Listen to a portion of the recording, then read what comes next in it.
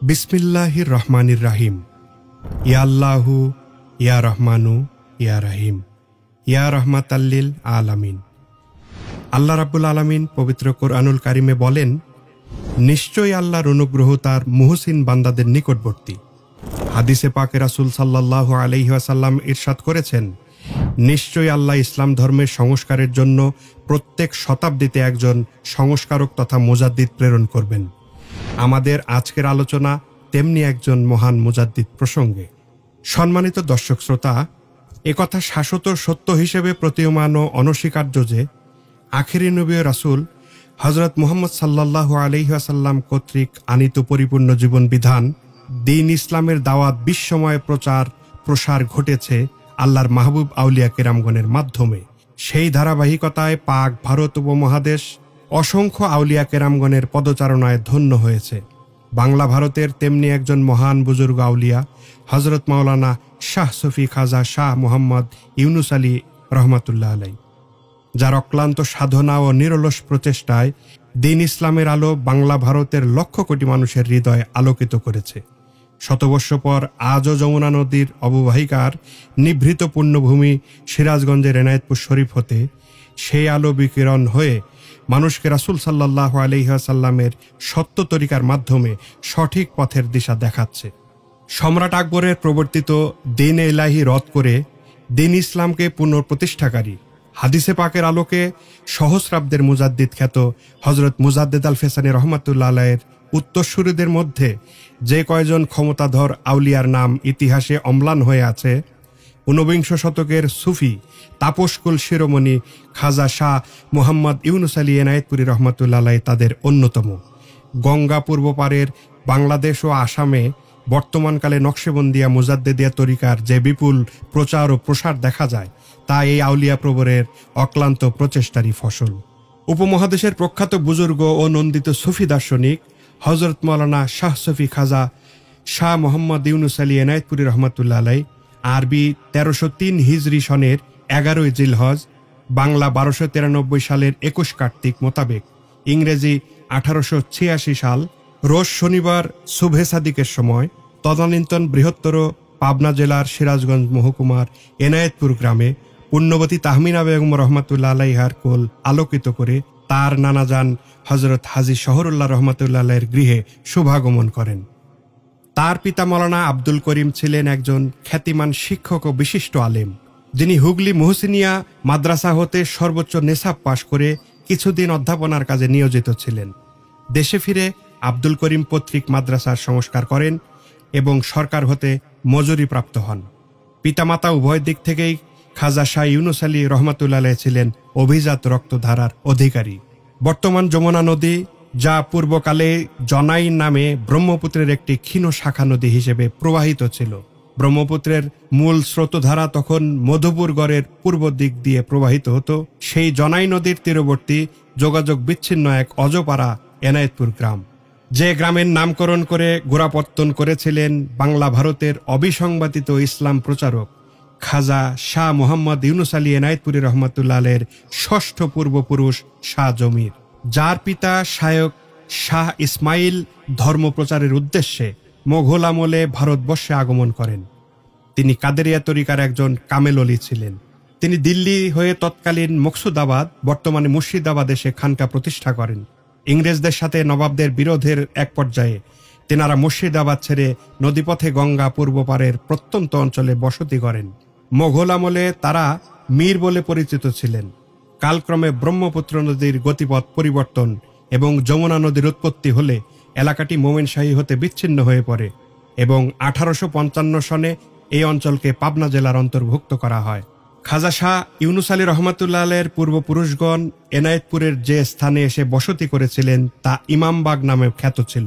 হযরত শাইখ ইসমাইলের যে কয়েকজন উত্তরসূরির নাম খাজা হুজুরের পারিবারিক সূত্রে পাওয়া যায়, তা হচ্ছে হযরত মীর শাহ জমির আলী, তৎপুত্র মীর শাহ বাহারুল্লাহ, তৎপুত্র মীর শাহ দাইমুল্লাহ, তৎপুত্র মীর শাহ মোহাম্মদ কবির এবং তৎপুত্র মাওলানা মীর শাহ আব্দুল করিম। খাজা হুজুরের মাতা তাহমিনা বেগম হাজী শহরুল্লাহর কন্যা ছিলেন। হাজী শহরুল্লাহ বিশ্ব পর্যটন করেছিলেন বলে লোকে তাকে মোল্লা ফিরোজ বলতো। হাজী শহরুল্লাহ এদেশে সংস্কার আন্দোলনে অগ্রণী ভূমিকায় ছিলেন। যৌবনকালে তিনি পায়ে হেঁটে হজ করে ফেরার পথে বাগদাদ গিয়ে কাদরিয়া তরিকার পীর হজরত সৈয়দ আহমদের মুরিদ হয়ে 6 বৎসর কাল তথায় অবস্থান করেন ও কাদরিয়া তরিকার সুলুক শিক্ষা করে কামালিয়াত লাভ করেন। হাজী শহরুল্লাহর পিতা মোল্লা কাশেম এনায়েতপুরে এসে বসতি গড়ে তোলেন। তিনি ছিলেন পারস্যের বিখ্যাত মোল্লা জিওনের পৌত্র।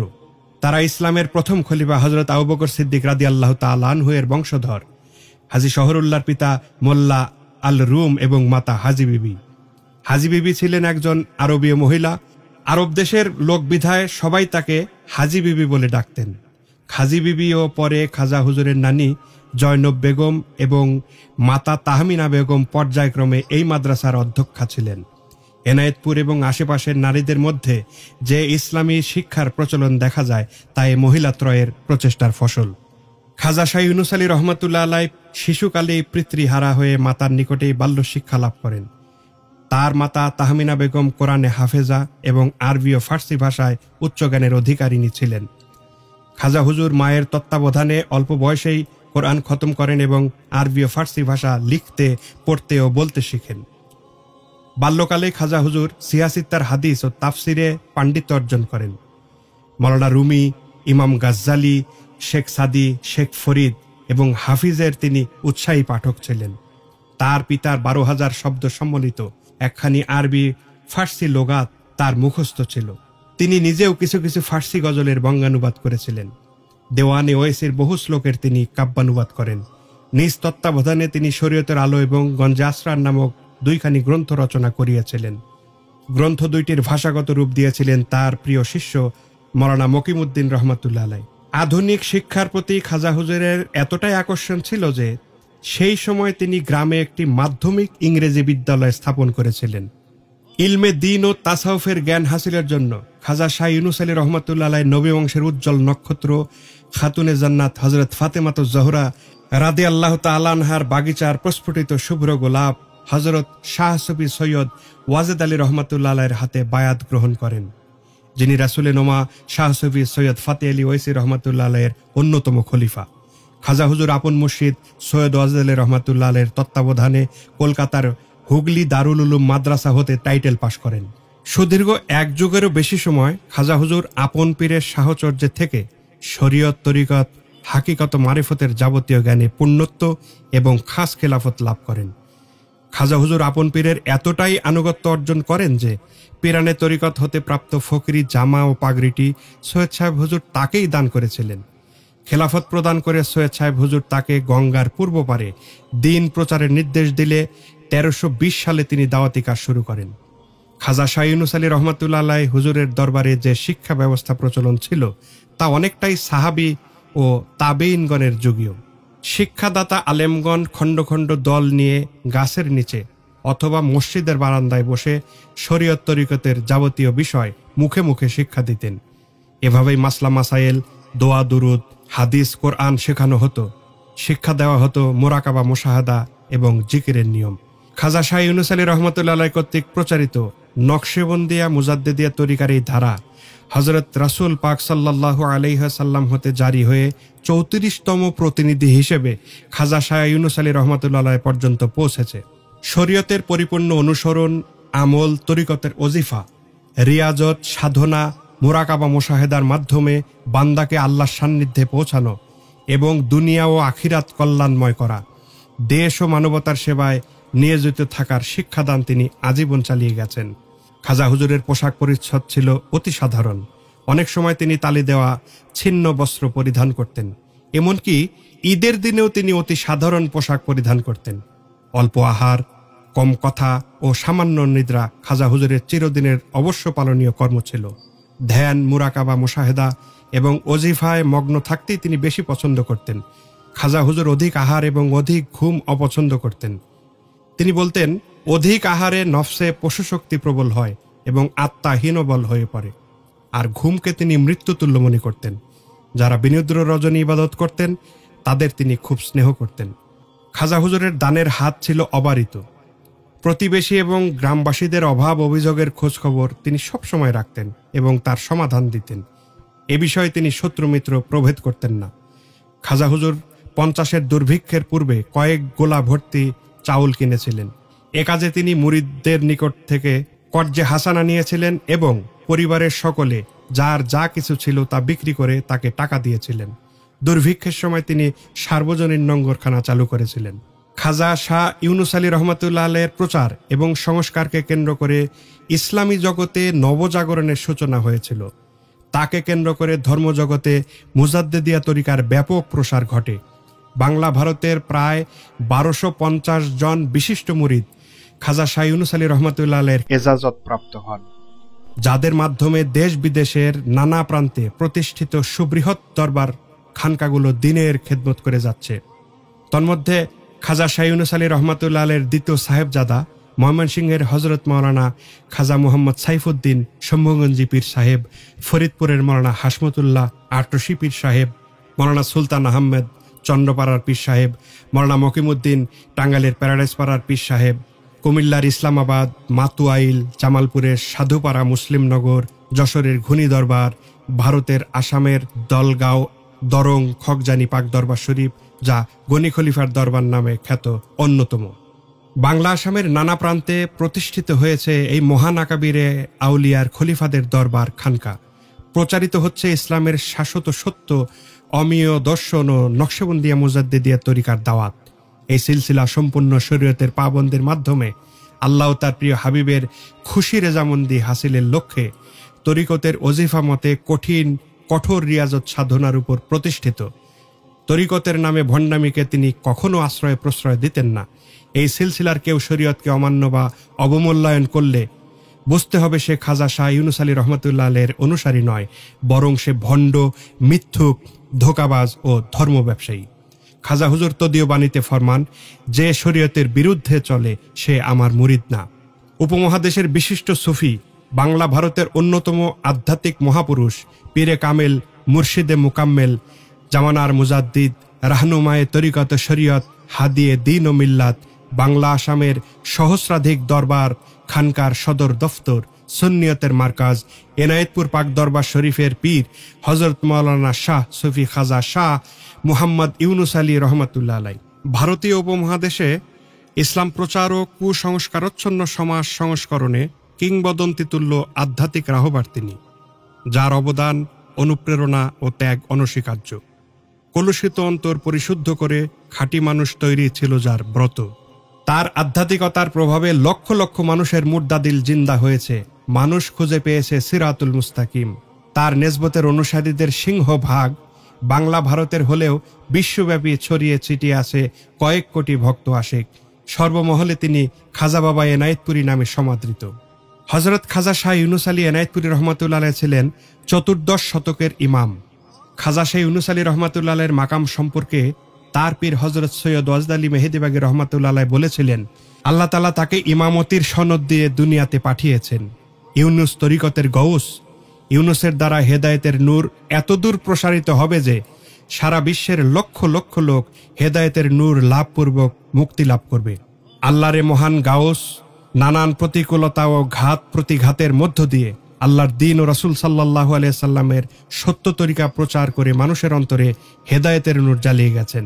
তার সম্পর্কে মজলুম জননেতা মাওলানা আব্দুল হামিদ খান ভাসানী বলেছিলেন, রাজনীতি শিখতে হলে আমার কাছে এসো, ধর্ম শিখতে হলে যাও এনায়েতপুর। আজ সময় যত অতিবাহিত হচ্ছে ততই খাজা হুজুর রহমাতুল্লাহ আলাইহিকে জানার এবং তার প্রচারিত রাসূল সাল্লাল্লাহু আলাইহি সাল্লামের সত্য তরিকা গ্রহণের প্রবণতা অধিক পরিলক্ষিত হচ্ছে। শুধু উপমহাদেশেই তার অনুসারীর সংখ্যা আজ কোটির উপরে। কোনো বিভেদ বিদ্বেষ না ছড়িয়ে মানব কল্যাণে উপমহাদেশের এ অঞ্চলে খাজা হুজুর সাধন করেছেন আধ্যাত্মিকতার এক নীরব বিপ্লব।